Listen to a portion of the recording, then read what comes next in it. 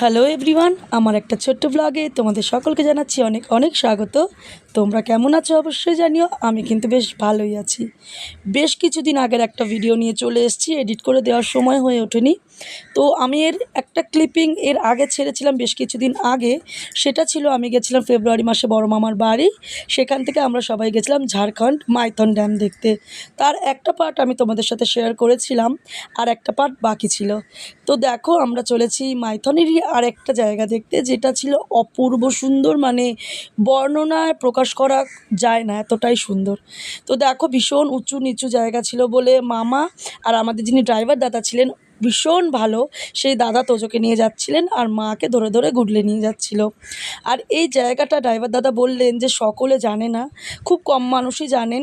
তো জানি না কারা কারা জানো এই জায়গাটার বিষয়ে, অবশ্যই আমাকে কমেন্ট করে জানিও। অসম্ভব সুন্দর জায়গা, মানে তোমাদেরকে আমি কতটা বোঝাতে পারছি আমি সত্যিই জানি না। মানে ওই জায়গাটায় না দাঁড়ালে হয়তো তোমরা বুঝতে পারবে না যে এটা কতটা সুন্দর। তো মানে পাগল হয়ে যাচ্ছিলাম, জায়গাটা থেকে আসতে ইচ্ছা করছিল না। ঝর্ণা প্রত্যেকটা মানুষের পছন্দ, যেখানে এত সুন্দর ঝর্ণার জল বয়ে যাচ্ছে সেখানে মানে বসে সারাটা দিন কাটিয়ে দেওয়া যায়, এরকম একটা সুন্দর জায়গা। তো দেখো তোজোকে নিয়ে গুডলে একটুখানি স্টাইল দেখাচ্ছিল ঠিকই, আমার একটু ভয় লাগছিল কারণ ও তো ছোটো, যদি স্লিপ কেটে যায়।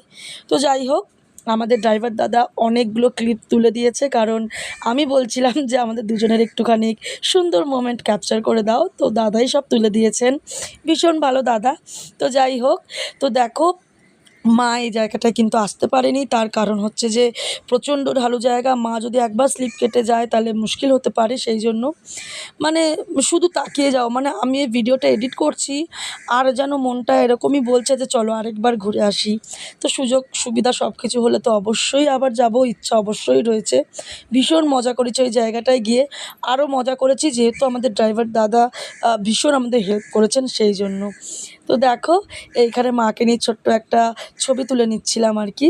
তো দাদা ছবিও তুলে দিয়েছেন, ভিডিও করে দিয়েছেন। এখানে দেখো সবাই দাঁড়িয়ে আছি আমরা, বড় মামা, আমি, মা, গুডলে, তোজো সকলেই। তো ভীষণ আনন্দ করেছি এখানে আমরা। আর এখানে দেখো প্রচণ্ড খিদে পেয়ে গেছিলো, তাই জন্য দাদাকে বললাম যে তুমি নিয়ে চলো একটা জায়গা যেখানে খাবার খুব ভালো হয়। ভীষণ সুন্দর একটা জায়গায় নিয়ে গেছিলো, বাঙালি খাবার ভীষণ ভালো লেগেছিলো। আর এটা হচ্ছে একটা কয়লার খনি, যেটা ভেঙে ভেঙে এই নদীটা উৎপন্ন হয়েছে। তো ভীষণ সুন্দর। তোমরা কেমন লাগলো অবশ্যই কিন্তু আমাকে